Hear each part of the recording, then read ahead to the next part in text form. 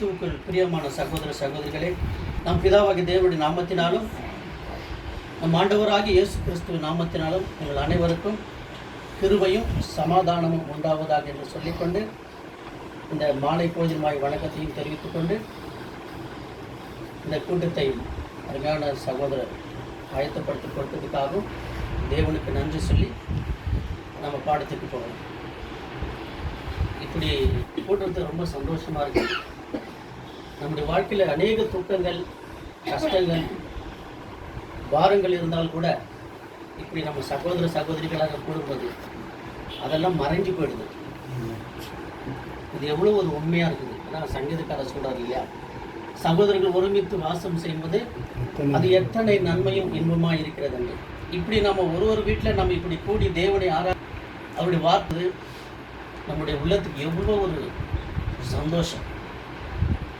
So அந்த சந்தோஷத்தை கூட இன்னைக்கு நம்ம பார்க்குற பாடத்தின் தலைப்பு என்னன்னாக்கா, நம்ம வாசிக்கலாம். நீதிமொழி புஸ்தகம் 3ஆம் அதிகாரம் 11-12 வசனம்.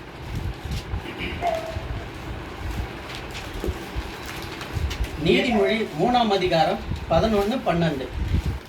என் மகனே, நீ கர்த்தருடைய சிட்சையை அற்பமாக எண்ணாதே. அவர் கடிந்து கொள்ளும் போது சோர்ந்து போகாதே. தகப்பன் தான் நேசிக்கிற புத்திரனை சிட்சிக்கிறது போல கர்த்தரும் எவனிடத்தில் அன்பு கூறுகிறாரோ அவனை சிட்சிக்கிறார். இங்க நம்ம பார்க்க தேவன் என்ன பண்றாரு, அவருடைய பிள்ளைங்களை சோதிக்கிறார். ஆனால் வசனம் இருக்குது யாக்கோபுல, தேவன் யாரையும் சோதிக்கிறவர். ஆனால் தேவன் சிலரை சோதிக்கிறார், பரீட்சை பார்க்கிறார் எப்படி என்னான்னு இல்லைங்களா. அது யார் அப்படி அவர் சோதிக்கிறாரு, ஏன் சோதிக்கணும், எதுக்காக சோதிக்கணும் தான் நம்ம இன்னைக்கு பாடத்தை பார்க்கலாம். அப்போ தேவன் யாரை சிட்சிக்கிறார்? ஃபர்ஸ்ட் அதாவது நமக்கு ஒரு கேள்வி, யாரை சிட்சிக்கிறார்? அவரை நேசிக்கிறது. அதை நம்ம பார்க்கலாம். வெளிப்படுத்தல் 3ஆம் அதிகாரம் 19வது வசனம். நான் நேசிக்கிறவர்கள் எவர்களோ அவர்களை கடிந்து கொண்டு சிட்சிக்கிறேன். ஆகையால் நீ ஜாக்கிரதையாயிருந்து மனம் திரும்பு. இப்ப நம்ம எல்லாரும் நேசிக்கிறார் அவரு தேவனை. அவர் உலகத்தில் எல்லாரையும் நேசிக்கிறார். ஏன்னா நம்முடைய தேவன் அப்படிப்பட்ட தேவன், ரொம்ப அன்புள்ள தேவன். அவர்கிட்ட பட்சபாதமெல்லாம் கிடையாது இல்லைங்களா. அவர் எல்லாரையும் நேசிக்கிறார். ஆனா இங்க என்ன சொல்றாரு, நான் நேசிக்கிறவர்கள் அவருக்கு என்ன பண்ணுறார், அவருக்கு கடிந்து கொண்டு சிட்சிக்கிறேன்ற. அப்ப ஜாகிரதை. அப்ப எதுக்காக அவரு சிட்சிக்கணும், ஏன் கடிந்து கொள்ளணும் என்னும்போது, அவருடைய நேசிக்கிறது என்ன பண்ண, நீங்க தேவனுடைய வார்த்தை அறிஞ்சு கேட்டு எல்லா விதத்திலையும் நம்ம என்ன ஒப்பு கொடுத்து நம்ம வாடுகிற போது வழி தப்பி போகும்போது என்ன பண்றாரு, அவரை சிட்சிக்கிறார். ஏன்னாக்கா அந்த வழியில இருந்து நம்ம என்ன பண்ணுற, திருமணம் அவர்கிட்ட. அதனால அவர் என்ன பண்ண, நம்மளை அவர் அங்க சிட்சிக்கிறாரு. யார? அவர் நேசிக்கிறவங்களை மட்டும்தான். உலகத்தால அவர் சிட்சிக்கிறது கிடையாது. அவங்க போக்கில் அவர் விட்டுடுவார். அவருக்காக தெரிந்து கொண்டவர் மட்டும்தான் என்ன பண்றாரு, அவர் சிட்சித்து அவருடைய வழிக்கு வரும்படியாக தேவன் என்ன பண்றாரு. இப்படி ஒரு காரியத்தை இங்க சொல்றத நம்ம இந்த நீதிமொழியில நம்ம பார்க்கிறோம். அப்ப யாரையெல்லாம் நேசிப்பார் அவரு, யாரெல்லாம் நேசிக்கிறார் சொல்லுங்க. அவருடைய வழியில நடக்கிறவங்கள அவர் நேசிப்பாரு. அப்புறம் முக்கியமா ஒருத்தரை நேசிப்பார் அவர், பாவிகளை நேசிச்சுறாங்கிறாரு. ஏன்னா அப்படி நேசக்கணும். இயேசு ரொம்ப நேசிப்பாரு. அவரை விட்டா அப்புறம் யாரு மனுஷங்களை பார்த்தாக்கா. நீதிமானம் ரொம்ப நேசிப்பார் அவர் இல்லைங்களா. அவருக்கு நீதிமானம் ரொம்ப பிடிக்கும். ஏன்னா நீதிமானம் தான் அவர் என்ன பண்ணுவார், அடிக்கடி டச் பண்ணிட்டே இருப்பார் அவர். ஏன்னா நீதிமானுக்கு வர சோதனை எல்லாம் எப்படி இருக்கும், பயங்கரமா இருக்கும் இல்லைங்களா. அப்போ அவர் நீதிமானம் ரொம்ப நேசிக்கிறாரு. இதை நம்ம சங்கீத புஸ்தகத்தில் பார்க்கலாம். சங்கீதம் 34:19.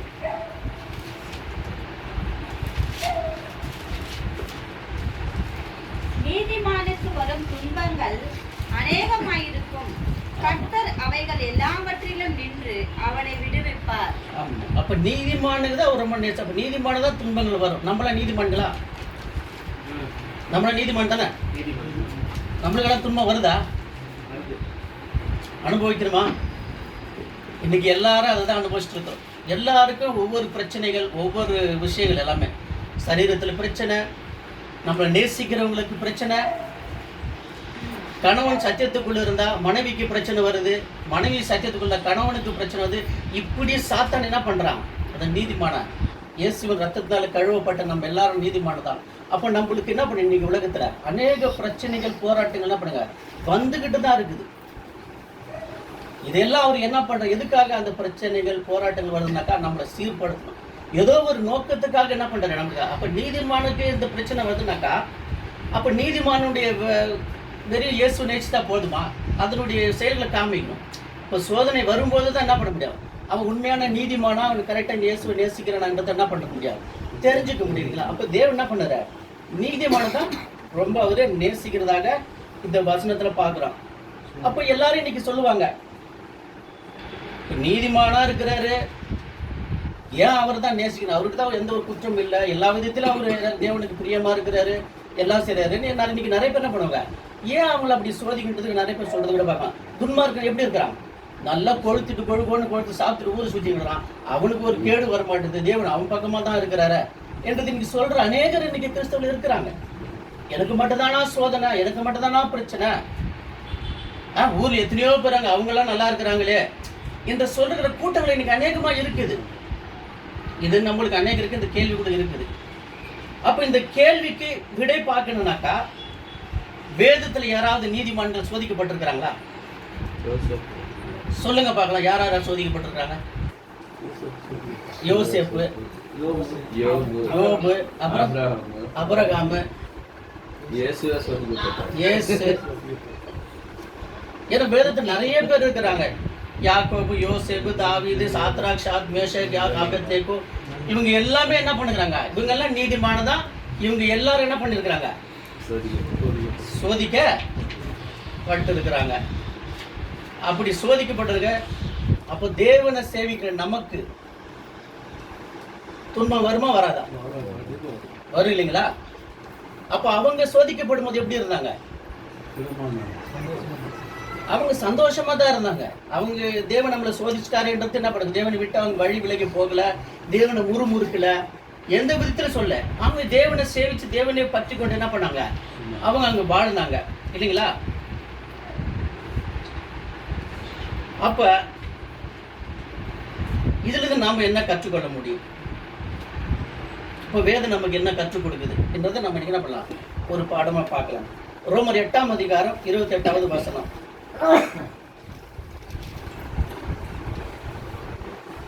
அன்றியும் அவருடைய தீர்மானத்தின்படி அழைக்கப்பட்டவர்களாய் தேவனிடத்தில் அன்பு கூறுகிறவர்களுக்கு சகலமும் நன்மைக்கு ஏதுவாக நடக்கிறது என்று அறிந்திருக்கிறோம். ஆமா, அவருடைய தீர்மானத்தின்படி அழைக்கப்பட்டவர்களாய். நம்மள யாருடைய தீர்மானத்தில் அழைக்கப்பட்டிருக்கிறோம்? பிதாவாகிய தேவனுடைய தீர்மானத்தின்படி நம்ம எல்லாரும் என்ன பண்ணிக்கலாம், அழைக்கப்பட்டிருக்கிறோம். அப்ப அழைக்கப்பட்ட நமக்கு என்ன பண்ணுது, உலகத்துல பாடுகளை உண்டு இல்லைங்களா? சகலமும் நன்மைக்கு எதுவா நடக்குதுனாக்கா அதுல பாடுகளும் ஒன்றுதான். நல்ல விஷயங்கள் மாத்திரம் கிடையாது, பாடுகள் ஒண்ணுதான் இருக்குதுன்றது நம்ம இங்க என்ன பண்ண நல்லா உணர்ந்து கொள்ள முடியும். அப்ப அந்த பாடுகள் நமக்கும் அங்க கொடுக்கப்படுகிறத இங்க வேதம் நமக்கு என்ன பண்ணுது, அங்க தெளிவா சொல்றத பாக்குறோம். அப்ப சிக்ஷை வந்துட்டு, சிக்ஷைக்கான காரணத்தை இன்னைக்கு நம்ம பார்க்கணும்னாக்கா எப்படின்னாக்கா, சில நம்ம பாவம் செஞ்சு தவறும் போது அதனால சிக்ஷைகள் வருது. ஆனா நீதிமானுக்கு அப்படி சொல்ல முடியுமா, இவரு தப்பு பண்ணதுனாலதான் இவருக்கு சிக்ஷை வருது என்று அப்படி சொல்ல முடியுமா? சொல்ல முடியாது இல்லைங்களா? ஏன்னா அவர் ஆல்ரெடி அவர் நீதிமானா இருக்கிறாரு.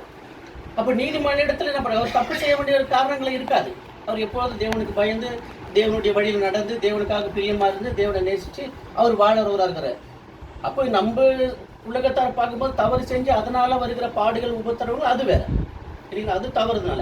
ஆனா நீதிமானுக்கு பாடுகள் வரும்போது அது எப்படி நம்ம ஏற்றுக்கொள்ள முடியும்? கொஞ்சம் நம்ம என்ன பண்ணோம், கொஞ்சம் சிந்திக்கணும். இப்போ நீதிமான் எதுக்கு சோதிக்கிறாரு, ஏன் சோதிக்கிறாரு, அப்போ உலகத்தாருக்கு என்ன சோதனை, நமக்கு நீதிமானுக்கு என்ன சோதனைன்றதை நம்ம என்ன பண்ணலாம், ஒரு பாடமா பார்க்கலாம் இல்லைங்களா? அப்ப இதுல இருந்து நம்ம என்ன கத்துனாக்கா, அந்த சோதனையிலிருந்து வருகிறது நமக்கு என்னென்ன பாடங்கள் எல்லாமே நம்ம நினைக்கலாம், அழகா நம்ம கற்றுக்கலாம். அப்ப நீதிமான் துன்பப்படுவது ஏன், ஏன் நீதிமான் துன்பப்படணும்? அவன் இன்னும் நீதி கற்றுக்கொள்ளணும், அவன் இன்னும் நீதியில் என்ன பண்ணலாம், மாறணும். ஆனா துன்பப்படுத்த வேண்டிய ஒரு அவசியமா இருக்குது. அது 2 தீமோத்தேயு 3ஆம் அதிகாரம் 12வது வசனம்.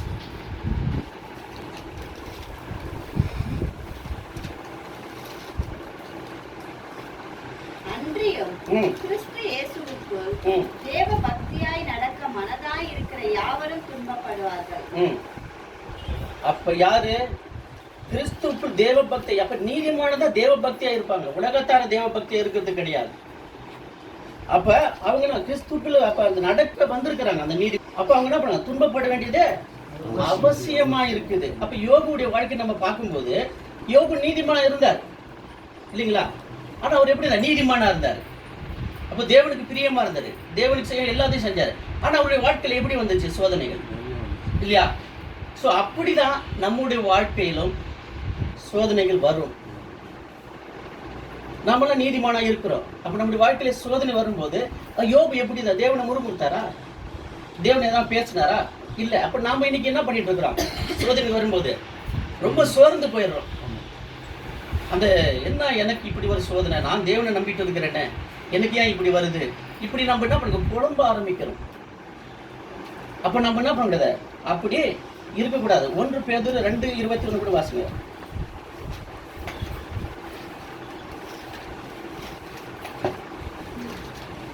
இதற்காக நீங்கள் அழைக்கப்பட்டும் இருக்கிறீர்கள், ஏனெனில் கிறிஸ்துவும் உங்களுக்காக பாடுபட்டு நீங்கள் தம்முடைய அடிச்சுவடிகளை தொடர்ந்து வரும்படி உங்களுக்கு மாதிரியை பின்வைத்து போனார். எதற்காக நம்ம அழைக்கப்பட்டிருக்கிறோம்? பாடுகளுக்காக நம்ம அழைக்கப்பட்டிருக்கிறோம். எல்லா நீதிமான ஆகணும்னாக்கா பாடுகள் அனுபவிக்க வேண்டியது அவசியமாக இருக்கிறது. அப்ப இதை கூட இயேசு கிறிஸ்து அவருடைய மலை பிரசங்கத்தில் கூட முடிய அழகா சொல்றாரு. 5ஆம் அதிகாரம் மத்தேயு 5ஆம் அதிகாரம் 10-12 வசனங்கள் வாசிக்கலாம். அப்ப நீதிமானுக்கு வருகிற துன்பங்கள் அவங்களுக்கு என்ன கிடைக்கும் என்றதை நம்ம இங்க அழகா பார்க்கலாம். நீதியின் நிமித்தம் துன்பப்படுகிறவர்கள் பாக்கியவான்கள், பரலோக ராஜ்யம் அவர்களுடையது. அப்ப நீதிமான் துன்பப்படுவது எது? பரலோக ராஜ்யம் அவங்களுது. அப்ப நம்ம இன்னைக்கு என்ன பண்ணலாம், பரலோக ராஜ்யத்துக்கு பங்காடிய நினைக்கிறோம் இல்லைங்களா? அப்ப நம்முடைய வாழ்க்கையோட துன்பங்கள் பாடுகள் எல்லாமே வர வேண்டியதா இருக்கு. அப்ப நாம அதுக்கு போகணும்னாக்கா, அந்த பரலோக ராஜ்யத்துக்கு நம்ம போகிறவர்களா இருக்கணும்னாக்கா, அப்ப அந்த துன்பங்கள் எல்லாத்தையும் நம்ம என்ன பண்ணலாம், அனுபவிக்க வேண்டியது அவசியமாக இருக்கிறது. அப்ப துன்பப்படுறதுனால அவசியமா? துன்பப்படுறது அவசியமானதா? துன்பப்படுறது அவசியமானதா? அவசியம்தான். அப்ப அப்போஸ்தலர் பேதுரு இந்த புது சிருஷ்டியாக நமக்கு அவர் என்ன பண்றாரு, அழகா சொல்றாரு பாருங்க. 1 பேதுரு 1ஆம் அதிகாரம் 5-6 வசனம்.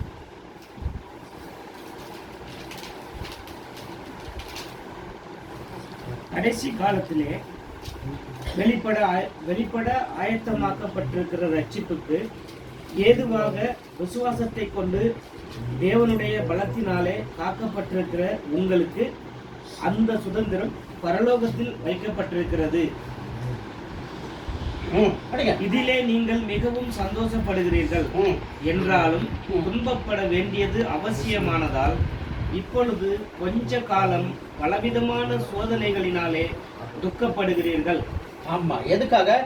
கடைசி காலத்துல வெளிப்பட ஆயத்தமாயிருக்கிற ரட்சிப்புக்கு ஏதுவான விசுவாசத்தை கொண்டு தேவனுடைய பலத்தினாலே காக்கப்பட்டிருக்கிற உங்களுக்கு அந்த சுதந்திரம் பரலோகத்துக்கு. அப்ப நம்ம என்ன பண்ணுங்க, தேவனுடைய ரட்சிப்புக்காக.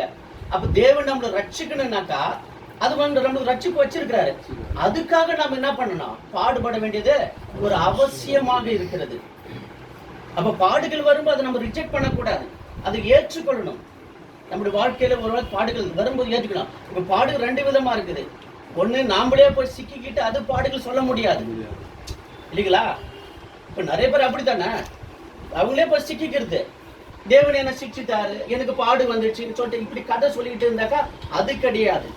அப்ப தேவனால வருகிற பாடுகள், ஏன்னா உண்மையான நீதிமானா இருந்து உண்மையான தேவனை விசுவாசித்து அதனால தேவன் நிமித்தம் வருகிற பாடுகள், அது நம்ம இருக்கும்போது நமக்கு என்ன பட்டு இருக்குதாங்க, பரலோகத்துல அவருடைய வருகளுக்கு அதுக்காக அதுக்காக நம்ம என்ன பண்ண பாடுபட வேண்டியது ஒரு அவசியமாக இருக்குது. அப்ப அந்த பாடுகள் வழியாகத்தான் நம்ம என்ன பண்ண முடியும், அங்க போக முடியும் என்று சொல்லிட்டு அப்போஸ்தலர் 14ஆம் அதிகாரம் 22வது வசனம். அப்போஸ்தலர் 14:22. சீஷருடைய மனதை திடப்படுத்தி விசுவாசத்திலே நிலைத்திருக்கும்படி அவர்களுக்கு புத்தி சொல்லி, நாம் அநேக உபத்திரவங்களின் வழியாய் தேவனுடைய ராஜ்யத்தில் பிரவேசிக்க வேண்டும் என்று சொன்னார்கள். ஆமா, சீஷர்களுக்கு மனது என்ன படாங்க, அவங்களுடைய பாடுகள் படும்போது அவங்க திடப்படுத்தினாங்க. அப்ப இன்னைக்கு நம்மளுக்குள்ள வருகிற சகோதர சகோதரிக்கு வருகிற இந்த பாடுகளுக்கு வரும்போது நம்ம என்ன பண்ணோம், ஒருவர் சொல்லி திடப்படுத்தணும் அவங்கள. இன்னைக்கு நம்ம யாரும் அப்படி செய்யறது கிடையாது. அவங்களுக்கு தானே பாடுகள், நமக்கு என்னன்னு சொல்லிட்டு நம்ம என்ன பண்ணிக்கிறோம், விலகி போயிட்டு இருக்கிறோம். அப்ப அவங்களுக்கு பாடுகள் கஷ்டங்கள் துன்பங்கள் வரும்போது நம்ம சகோதரர்கள் என்ன பண்ணிட்டு அவங்க இடத்த போயிட்டு அவங்களை திடப்படுத்தணும். இந்த பாடுகள் கொஞ்ச காலம் தான், கொஞ்ச நாளைக்கு தான் இருக்கும். இது நீங்க என்ன பண்ணுங்க, பயப்படாங்க, தேவனை பற்றிக்கொள். தேவன் அப்ப இந்த பாடுகளை ஒரு நாளைக்கு வாங்க. ஏன்னா எந்த பாடுகளும் கொஞ்ச நாள் தான் இல்லையா, ஆனா அந்த பாடுல இருந்து நமக்கு எந்த ஒரு பிரச்சனை கொண்டு வர மாட்டார் தேவன். அப்படிப்பட்ட தேவன் நம்ம தேவன். அப்ப அந்த பாடுகள் வரும்போது நம்ம சகோதரர்கள் என்ன பண்ணுங்க, ஒவ்வொருத்தரும் திடப்படுத்தி கொள்ளணும், அவங்களுக்கு ஆறுதலா இருக்கணும் அந்த நேரத்துல. அப்படி நாம இருக்கிற இடத்த அங்க சொல்றாரு. அப்ப அந்த பாடுகள் வழியாகத்தான் நம்ம என்ன பண்ண முடியும், தேவனுடைய ராஜ்யத்துக்குள்ள நுழைய முடியும். அப்ப பாடுகள் இல்லாமல் தேவனுடைய ராஜ்யத்துக்கு நம்ம போக முடியாதுன்னு இது நம்ம நல்லா ஞாபகத்தை வச்சுக்கணும். ஏன் யாருக்கு இது வந்து ஒரு பாடுகள், நீதிமானுக்கு வருகிற பாடுகள் இதெல்லாம். அப்ப நீதிமானுக்கு வரும்போது என்ன பண்ணோம், இதை மைண்ட்ல நல்லா வச்சுக்கணும். இது தேவன் தான் நமக்கு கொடுக்குறாரு அந்த பாடுகள் எல்லாம். இது நம்ம கரெக்டா என்ன பண்ண, சந்தோஷத்தோடு ஏற்றுக்கொண்டு அந்த பாடுகளுக்குள்ள நம்ம கடந்து செல்லணும். அப்படி செல்லும் போதுதான் தேவனுடைய ராஜ்யத்துல நம்ம என்ன பண்ண முடியும், அங்கு பிரவேசிக்கக்கூடியதா இருக்கிறது. அப்ப இந்த பாடுகள் பாடுகள் நமக்கு என்ன கற்றுக் கொடுக்கிறது, ஒரு படிப்பு, அதாவது நம்மளுக்கு ஒரு பாடத்தை கற்றுக் கொடுக்குது, பயிற்சி வைக்குது. பாடுகள் இல்லாம நம்ம எதையும் கற்றுக்கொள்ள முடியாது நம்முடைய வாழ்க்கையில.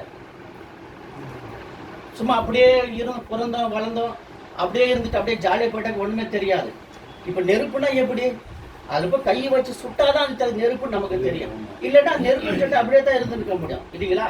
அப்படி இந்த பாடுகள் நம்முடைய வாழ்க்கையில வரும்போது சில விஷயங்கள் நம்ம என்ன பண்ணலாம், கற்றுக்கொள்ள முடியும் என்றுதான் நம்ம பார்க்கிறோம். எபிரேயர் 12ஆம் அதிகாரம் 5லிருந்து 11 வசனங்கள்.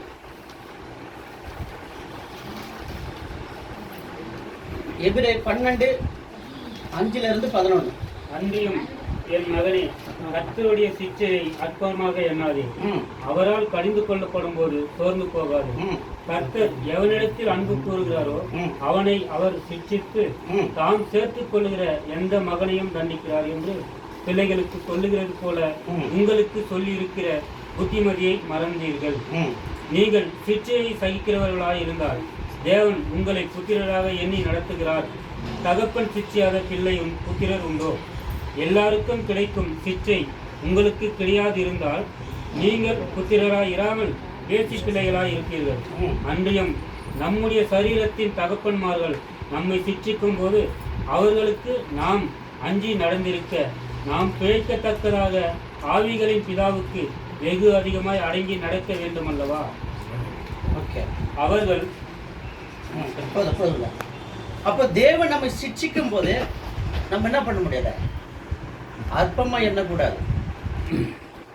இப்போ நம்ம எப்படி நம்முடைய பிள்ளையை நம்ம சிட்சிக்கிறோம், நம்ம பிள்ளை வழி தப்பி போயிடக்கூடாது, தப்பான விஷயத்துல நடந்துக்கூடாது, நம்ம பிள்ளைகள் என்ன பண்ணுறோம், சிட்சிக்கிறோம். அப்போ நம்ம பையன் நம்ம பேச்சை கேட்காம போனா அதுக்கான தண்டனை அவன் என்ன பண்ணுங்க, அவன் அனுபவிச்சிடும். அப்பதான் உணரான். அப்போ தேவன் நம்ம வந்து சிட்சிக்கிறாருனாக்கா நம்ம என்ன பண்ண முடியாத,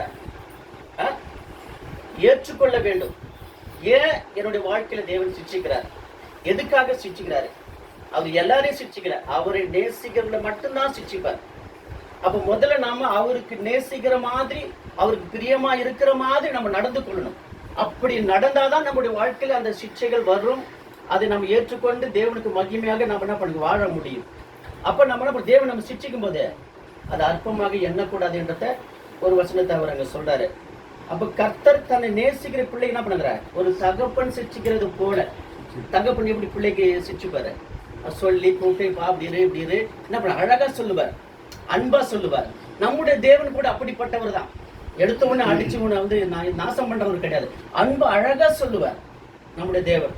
அப்ப நம்ம பிள்ளைக்கு நம்ம எப்படி அன்பா சொல்றோமோ அந்த மாதிரி அன்பா சொல்லி நம்ம என்ன பண்ணுவாரு, அவர் திருத்துவார் என்றதை நம்ம அங்க பாக்குறோம். அப்ப நம்முடைய பரிசுத்திற்கு பங்குள்ளராகும் பொருட்டாகவும் நம்முடைய பிரயோஜனத்துக்காக, அது நமக்காக தான், அவருக்கு ஒன்றும் பிரயோஜனம் கிடையாது அவர் சிரிச்சுக்கிறதுனால, இல்லைங்களா? இப்ப நம்ம பிள்ளைய நம்ம சிரிச்சுக்கிறனாக்கா அவனுக்கு தான் அது பிரயோஜனம். அவன் நல்ல வழியில வருவான், அவன் 4 பேர் நல்லது செய்வான், அவன் தேவன் வழியில வருவான். விட்டடாக்கா உலகத்தார் போடப்படுவான். அப்ப தேவன் சிரிச்சுக்கிறாருனாக்கா நமக்காக தான் அவர் சிரிச்சுக்கிறார், நம்ம நல்ல வழியில வரணுன்றதுக்காக தான் அவர் அப்படி சிரிச்சுட்டு நம்ம என்ன பண்றாரு, அங்க வழி நடத்துறது பாக்குறோம். இது அப்போஸ்தலனாகிய பவுல் கூட சொல்றாரு, இந்த சிக்ஷையினால நம்ம என்ன பண்ணிக்கலாம், சிலதை கற்றுக்கொள்கிறேன்றத. ரோமர் 5ஆம் அதிகாரம் 3-4 வசனங்கள். அது மாத்திரமல்ல, உபத்திரவம் பொறுமையையும், பொறுமை பரீட்சையையும், பரீட்சை நம்பிக்கையும் உண்டாக்குகிறது என்று நாங்கள் அறிந்து உபத்திரவங்களிலேயே மேன்மை பாராட்டுகிறோம். அப்ப உபத்திரவம் என்ன பண்ணுது, பொறுமை உண்டாக்குகிறது. இப்படி அநேக காரியங்கள் நமக்கு நம்ம கற்றுக் கொடுக்குற அந்த உபத்திரவம். இப்ப உதாரணத்துக்கு நம்ம சொல்லணும்னாக்கா, இப்ப ஒரு சைக்கிள் கற்றுக்கொள்கிறோம், கீழே விடாம அப்படி கத்துக்கொள்ள முடியுமா? அடிப்படாம கத்துக்கொள்ள முடியுமா? 4-5 வாட்டி விழுந்தாதான் அவர் கத்துக்கொள்வார் சைக்கிளை. ஸோ அப்படிதான் நாம தேவனுடைய விஷயத்தை எல்லா விதத்தையும் நம்ம என்ன பண்ண, வழி தப்பி போகும்போது அங்க சில அடிகள் விழுந்தாதான் நம்ம என்ன பண்ண முடியும், நம்ம சீர்படுத்திக் கொள்ள முடியும். அப்படி தேவன் அனுமதிக்கிறார். அப்ப அனுமதிக்கும் போது அந்த உபத்திரம் நமக்கு வரும்போதுதான் அதுல நம்ம நல்ல ஒரு பாடத்தை கிளீனா கற்றுக்கொள்ள முடியும்ன்றத நம்ம இந்த வசனத்தை நம்ம என்ன பண்ணுங்க, அப்ப உபத்திரவத்தினால நம்ம என்ன பண்ணுங்க, நல்ல ஒரு பாடத்தை கற்றுக்கொள்கிறேன்றத இங்க நம்ம பார்க்கிறோம். அப்ப இந்த உபத்திரம் என்ன பண்ணுது, நம்ம சீர்படுத்துது. உபத்திரப்பட்டு நம்ம என்ன பண்ணுங்க, சீர்படுத்திடும், நல்ல ஒரு ஸ்டாண்டர்ட் ஆயிடும். அப்ப இதை நம்ம வாசிக்கலாம். யாக்கோபு 1ஆம் அதிகாரம் 2-3 வசனம்.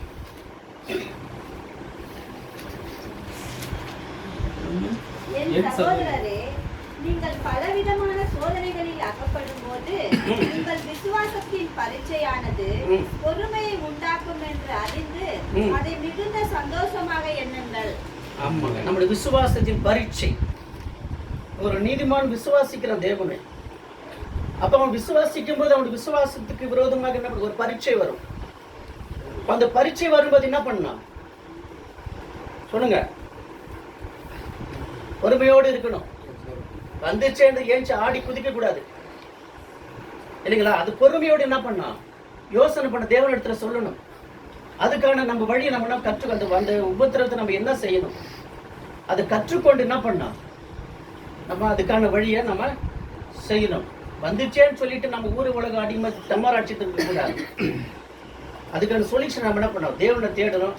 தேவனுடைய வார்த்தையை தேடும் போது நம்ம கூட அது நமக்கு அங்க சொல்லப்படுதா இருக்கிறது. அப்புறம் அப்ப யோபு கூட அவங்க சொல்றாரு, அப்ப அந்த பரீட்சைனால என்ன சொல்றது, ஆகுது நமக்கு, நான் பரீட்சை பார்க்கும்போது நான் என்ன பண்ணுது, நான் போகும் வழியை அவர் அறிவார், அவர் என்னை சோதித்த பின்பு பொன்னாக விளங்குவேன்.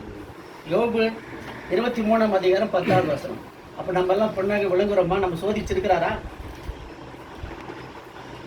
யோபு 23:10. ஆனாலும் நான் போகும் வழியை அவர் அறிவார், அவர் என்னை சோதித்த பின் நான் பொன்னாக விளங்குவேன். அந்த எல்லா சோதனைகள் நமக்கு வரும்போது, அந்த சோதனைகள் வரும்போது அதெல்லாம் நம்ம மேற்கொள்ளும் போது எப்படி இருக்கு தெரியுமா, நம்முடைய வழி அவர் அறிஞ்சிருக்கிறார். அப்ப என்ன ஆகுது, நம்ம சோதி ஒரு பொன்னாக ஒரு புதுசா என்ன பண்ணலாம், நம்ம அவர் சீர்படுத்தி வச்சிருக்கிறார். அப்ப இந்த சோதனை நம்ம என்ன பண்ணுது, நமக்கு வரும்போது நம்முடைய வாழ்க்கைய ஒரு சீராக்கு. அது நம்ம இங்க கற்றுக்கிறோம். அடுத்தது இந்த துன்பங்கள் வரும்போது நம்ம என்ன கற்றுக்கிறோம், துன்பப்படுவது நல்லதுதானா இல்ல கெட்டதா? நல்லது. எப்படி யாராவது சொல்லுவாங்களா, என்னங்க நீங்க வேற வயிறு நோய் வந்தாலும் என்னால தாங்க முடியும், நீ இதை ஒரு நல்லது என்று சொன்னா எப்படி நான் ஏற்றுக்கொள்ள முடியும்? இல்லையா? இதுக்கு என்ன பண்ணுது, கஷ்டத்தை கூட்டுறது. வேணாம்பா, இந்த துன்பம் எனக்கு வேணாம், எனக்கு வந்த மாதிரி எதிராளி கூட வரக்கூடாதுன்னு சொல்லிட்டு நீங்க சொல்ற அநேக பேர் இருக்கிறாங்க. அப்படி ஒரு துன்பமா? ஆனா இங்க துன்பம் வேணுங்க. தாவீதுடைய வாழ்க்கையில அவர் என்ன பண்றாரு பாருங்க, நான் உபத்திரவப்படுவதற்கு முன்னாக வழி தப்பி நடந்தேன். இப்ப நாமளே இதுக்கு முன்னாடி எப்படி வாழ்ந்தோம்? வழி தப்பி தான் அடைஞ்சிட்டு இருக்கோம். ஏன்னா நமக்குள்ள உபத்திரவம் வரல, பாடுகள் வரல, வழி தப்பி தான் இன்னைக்கு போய் கொண்டு இருக்கிறோம். அதனாலதான் அவர் இன்னைக்கு பேசிட்டு இருக்கிறார். அப்ப நம்ம வாசிக்கலாம். சங்கீதம் 119 67வது வசனம்.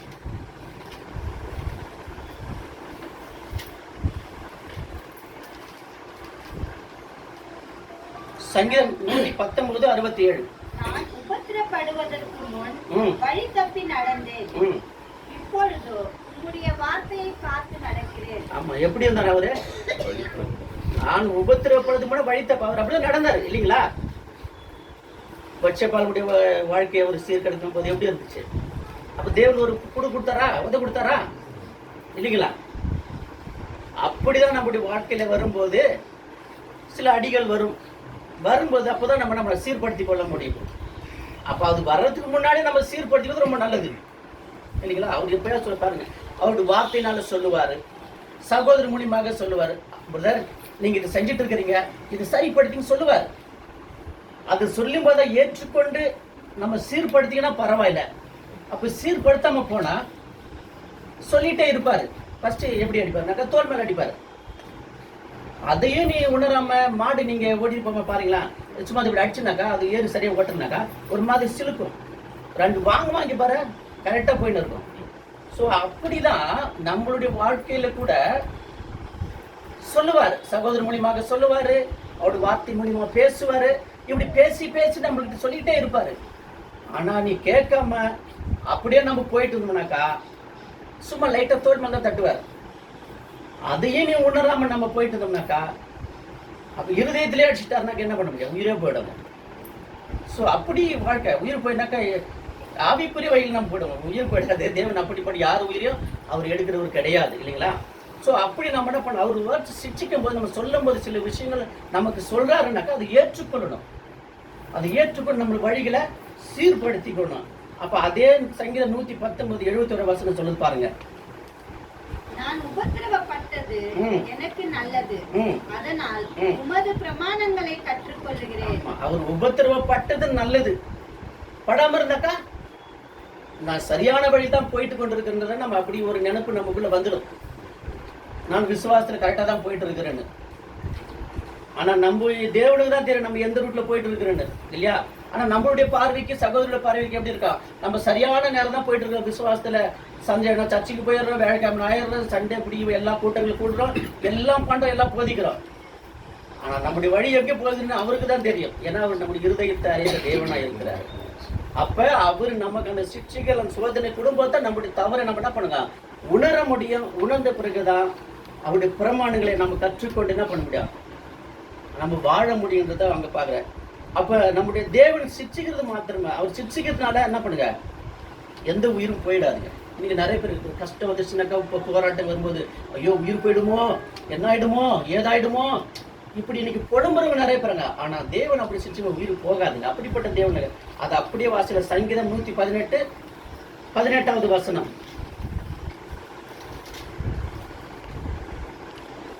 கர்த்தர் என்னை வெகுவாய் தண்டித்தும் என்னை சாவுக்கு ஒப்பு கொடுக்கவில்லை. ஆமாங்க, அவர் நம்மளை தண்டிப்பாருங்க, மரணத்துக்கு ஒப்பு கொடுத்துட மாட்டாரு. பாடு வரும், துக்கம் வரும், கஷ்டம் வரும், வியாதி வரும், எல்லாம் வரும். ஆனா அது மரணத்துக்கு நம்மளை ஒப்பிட மாட்டாரு. அதுக்கான வழியை கொடுப்பாரு. அப்படிப்பட்ட நம்முடைய தேவன். அப்புறம் இன்னொன்னு இருப்பாருங்க, அப்ப அவர் சிக்ஷிக்கிறதுனால அந்த நியாயத்திற்கு நாளில கூட நமக்கு என்ன பண்றாரு, அவரு அவங்களோடு கூட நம்ம நியாயத்திற்காத படிக்க செய்யறாரு பாருங்க. 1 கொரிந்தியர் 11ஆம் அதிகாரம் 32வது வசனம். 1 கொரிந்தியர் 11:32. நாம் நியாயம் தீர்க்கப்படும் போது உலகத்தோட ஆக்கினைக்குள்ளாக தீர்க்கப்படாதபடிக்கு கர்த்தராலே சிக்ஷிக்கப்படுகிறோம். நல்லா பாருங்க, என்ன படிப்பீங்க? உலகத்தோட நாம் நியாயம் தீர்க்கப்படும் போது உலகத்தோட ஆக்கினைக்குள்ளாக தீர்க்கப்படாதபடிக்கு கர்த்தராலே சிக்ஷிக்கப்படுகிறோம். அப்ப உலகத்தோடு கூட நாங்களும் நியாயத்திற்கு நிற்க முடியுமா? நல்லாது அது இல்லையா? அப்ப உலகத்தார் பார்ப்பாங்க, இவங்கெல்லாம் பைபிள் தூக்கிட்டு ஓடனவங்க, சண்டையானா சர்ச்சுக்கு போனவங்க, அங்கங்க கூடி ஸ்தோத்திரம் ஸ்தோத்திரம் ஸ்தோத்திரம் சொன்னவங்க, இவங்களும் நம்ம கூட வந்து நியாயத்திற்கு வந்து நிக்கிறாங்க பத்தியா இல்லையா? அப்படி சொல்லுவாங்க தானே உலகத்தார் பார்க்கறதுல. என்னப்பா நீங்களும் பைபிள் எடுத்துட்டு போனீங்க, ஆண்டவர் ஆண்டவர் சொன்னீங்க, நீங்களும் எங்களோட கூட நீட்டுக்கிறீங்க நியாயத்திற்குல. அப்ப அவர் சிக்ஷிக்கும் போது நம்ம சீர்படுத்திக் கொள்ளணுங்க. இல்லைன்னா அந்த நியாயத்திற்பனாலே நம்மளும் அங்கே போய் நிற்போம், நம்மளுக்கும் நியாயத்திற்பு வந்துருங்க. அப்ப அந்த சோதனை அந்த சிக்ஷிப்பு என்ன வருது, நம்மளுக்கு தேவைப்படுகிறதா இருக்கிறது. அதை நம்ம என்ன பண்ணணும், ரிஜெக்ட் பண்ணக்கூடாது. வரும்போது சந்தோஷமாக நம்ம ஏற்றுக்கொள்ளணும். இதை பவுல் அழகா சொல்றாரு. 2 கொரிந்தியர் 12:10 அதுல அவர் எப்படி பண்றாராம், பிரியப்படுறாராம். அந்த உபத்திரவத்துல அவ்வளவு ஒரு பிரியப்படுறாரு பாருங்க. அந்தபடி நான் பலவீனமாய் இருக்கும் போதே ஆமாங்க பலமுள்ளவனாய் இருக்கிறேன். ஆகையால் கிறிஸ்துவின் நிமித்தம் எனக்கு வரும் பலவீனங்களிலும் நிந்தைகளிலும் நெருக்கங்களிலும் துன்பங்களிலும் இடுக்கங்களிலும் நான் பிரியப்படுகிறேன். எவ்வளவு என்னென்ன வருது பாருங்க, துன்பம் இடுக்கம் எல்லாமே அவருக்கு வருது. அவருடைய வாழ்க்கையை நம்ம பார்த்தோம்னாக்க எப்படி இருந்துச்சு,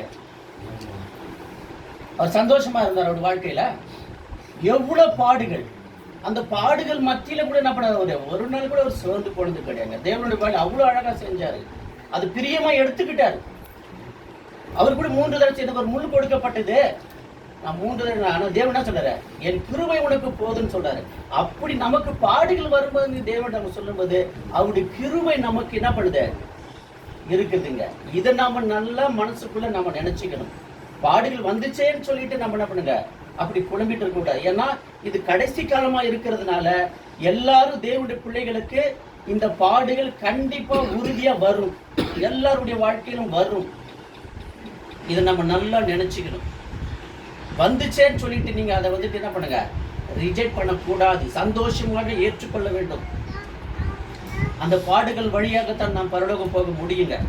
அதனால பவுல் அவ்வளவு அழகா அதை ஏற்றுக்கொண்டார். நாம கூட என்ன பண்ண, நீங்க பாடுகள் வரும்போது சந்தோஷமாக ஏற்றுக்கொள்ள வேண்டும். அப்ப இந்த பாடுகளோட நமக்கு வேற என்ன பாதுனாக்கா, இயேசுவோடு கூட இணைந்து போகும். நமக்கு பாடு வரும்போது இயேசுவோடு கூட இணைஞ்சிருக்கிறோம். நம்ம வாசிக்கலாம். 1 பேதுரு 4:13.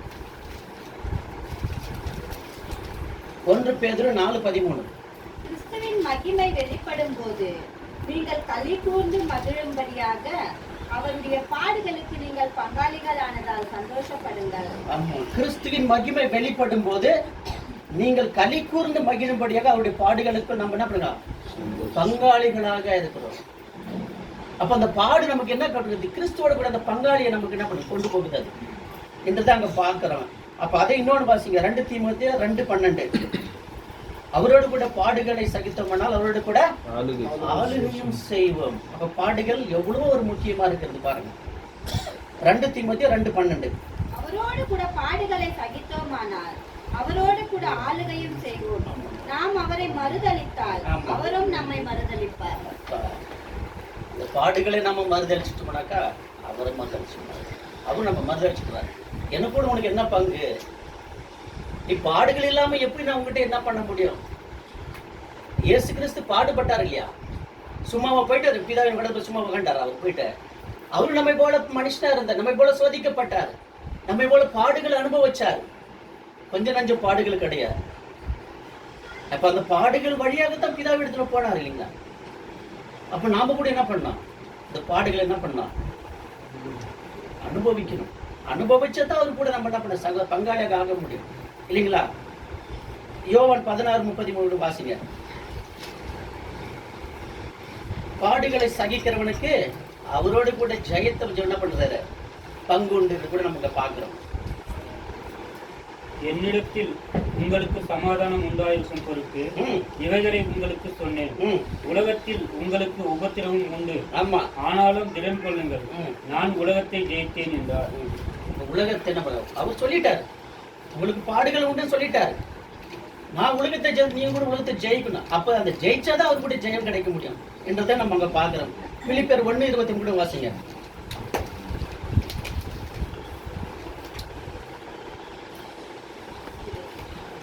பிலிப்பியர் 1:29. ஏனெனில் இவ்விரண்டினாலும் நான் நெருக்கப்படுகிறேன். தேகத்தை விட்டு பிரிந்து கிறிஸ்துவுடனே கூட இருக்க எனக்கு ஆசை உண்டு. அது அதிக நன்மையாயிருக்கும். பிலிப்பியர் 1:29 தானே சிஸ்டர்? 29. ஏனெனில் கிறிஸ்துவினிடத்தில் விசுவாசிக்கிறதுக்கு மாத்திரமல்ல, அவர் நிமித்தமாக பாடுபடுகிறதற்கும் உங்களுக்கு அருளப்பட்டிருக்கிறது. ஒரு விசுவாசிச்சா மட்டும் கிடையாது, பாடுகளும் அனுபவிக்கின்றத இங்க இயேசு கிறிஸ்து கூட அழகா இங்க நம்ம அப்போஸ்தலனாகிய பவுல் இங்க என்ன பண்ணுங்க பிலிப்பியர் சொல்றதை நம்ம பார்க்கிறோம். அப்ப இந்த பாடுகள் எல்லாம் நம்ம அனுபவிச்சு எல்லாத்தையும் நம்ம கரெக்டா முடிச்சோம்னாக்கா அவர் நமக்கு ஒரு விஷயத்தை கொடுக்குறாரு. என்ன கொடுக்குறாரு சொல்லுங்க? இந்த பாடுகள்லாம் நீங்க ஜெயிச்சு கரெக்டா வந்துட்டீங்கன்னாக்கா அவர் நமக்கு ஒரு பரிசு கொடுக்குறாரு. என்ன பரிசு? சாக்லேட் கொடுக்குறாரா? நிச்சய ஜீவன் கொடுக்குறாருங்க, இல்லைங்களா? நம்ம வாசிக்கலாம், வெளிப்படுத்தல் 2:10.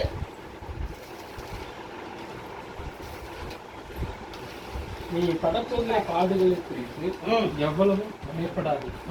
இதோ நீங்கள் சோதிக்கப்படும் பொருட்டாக பிசாசானவன் உங்களில் சிலரை காவலில் போடுவான். 10 நாள் உபத்திரப்படுவீர்கள். ஆகிலும் நீ மரண பரியந்தம் உண்மையாயிரு, அப்பொழுது ஜீவகிரீடத்தை உனக்கு தருவேன். மரண பரியந்தம் நம்ம வாழ்க்கையில மரண பரியந்தம் உண்மையா இருக்கணும். அந்த பாடுகளுக்குள்ள பாவம் செய்யறதுக்கு நம்ம என்ன பண்ணுங்க, இடம் கொடுக்க கூடாது. பாடுகள் வரும்போது அது வரும், கண்டிப்பா வரும். ஏதாவது ஒரு வயத்துல நம்ம என்ன பண்ணுங்க, தவறி போது வரும். அப்ப உண்மையா இருந்தாங்கன்னா சொல்லுங்க, சொல்லிக்கிறத ஜீவகிரீடத்தை நான் உங்களுக்கு கொடுப்பேன் என்று அவர் அங்க சொல்றதை பார்க்கலாம். அப்ப யோபுடைய வாழ்க்கை கூட நம்ம இந்த பாடுகளை அவர் இந்த ரெட்டத்திலேயே கொடுத்தாரு இல்லைங்களா? அந்த மாதிரி தான் நம்ம தேவனுக்கு அந்த பாடுகளுக்குள்ள ஜீவகுலவை. இன்னும் யாக்கோபு 1:12 வாசிங்க, இன்னும் அழகா சொல்றது பாருங்க.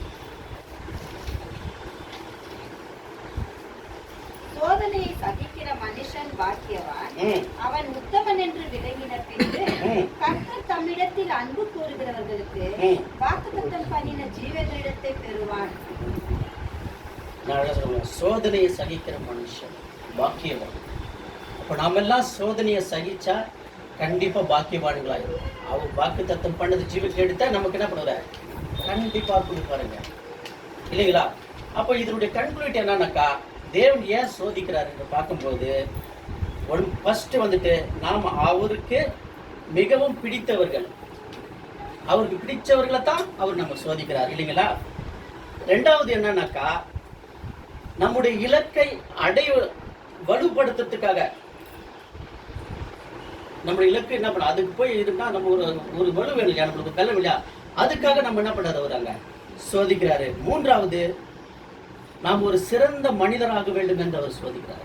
ஒரு நல்ல மனுஷனா இப்போ சோதனை வரும்போது ஒரு நல்லவனா ஆக முடியும், இல்லைங்களா? அதுக்காக சொல்கிறார்.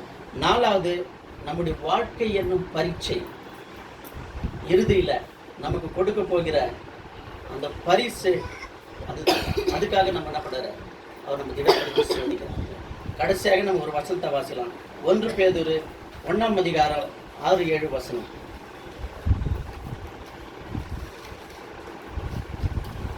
இதிலே நீங்கள் மிகவும் சந்தோஷப்படுகிறீர்கள், என்றாலும் துன்பப்பட வேண்டியது அவசியமானதால் இப்பொழுது கொஞ்ச காலம் பலவிதமான சோதனைகளினாலே துன்பப்படுகிறீர்கள். அழிந்து போகிற பொன் அக்னியினாலே சோதிக்கப்படும், அதை பார்க்கிலும் அதிக விலையேற பெற்றதாய் இருக்கிற உங்கள் விசுவாசம் சோதிக்கப்பட்டு இயேசு கிறிஸ்து வெளிப்படும் போது உங்களுக்கு புகழ்ச்சியும் கனமும் மகிமையும் உண்டாக காணப்படும். அப்போ நம்மளுடைய கடைசியில இதெல்லாம் வரும்போது லாஸ்ட் அப்படின்னாக்க புகழ்ச்சி, கனம், மகிமை இதெல்லாம் என்ன வரும்போது அவர் நமக்கு கொடுக்கிறவராக இருக்கிறாரு. அதனால நம்முடைய வாழ்க்கையில சோதனைகள், கஷ்டங்கள், பிரச்சனைகள் எல்லாம் வரும்போது அதை சந்தோஷமா ஏற்றுக்கொண்டு என்ன பண்ணலாம், நம்ம விசுவாசத்தின் ஓட்டத்தை நம்ம பொறுமையோடு ஓடி நம்ம என்ன பண்ணலாம், அது ஜெயிக்கலாம். தேவன் கொடுத்த இந்த நல்ல வார்த்தைக்காக தேவனுக்கு நன்றி சொல்கிறேன். உங்கள் அனைவரும் கேட்ட உங்கள் அனைவருக்காகவும் நன்றி செலுத்துகிறேன்.